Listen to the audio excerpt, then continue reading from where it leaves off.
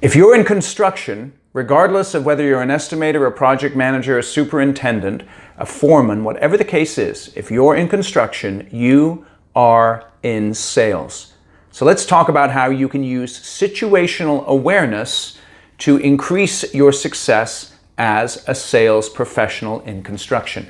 When I go to a restaurant, I like to sit with my back against the wall so I can see the whole restaurant. I'm a little paranoid, but I like to see what's going on so that I can be aware of any situations that may arise. Now, think about that in terms of selling. Let's say you have a meeting with an architect, you're a general contractor, and you're going in to discuss a particular project that you're working on with that architect.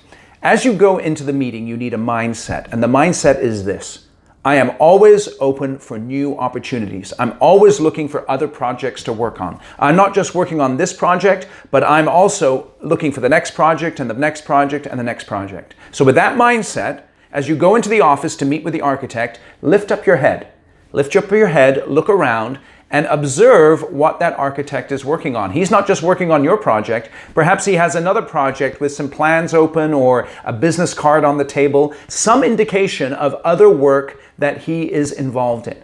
Have that situational awareness and lift up your head. And then the third thing is trust your gut. So you go in with the mindset of I'm always looking for new opportunities. You're in the office, you're looking around and you perhaps see potential new opportunities. Trust your gut and ask. Ask the question, do you have more opportunities, more projects that we could work on together? You never know. The worst they can say to you is what? No. In any sales environment, the worst that anyone can say to you is no.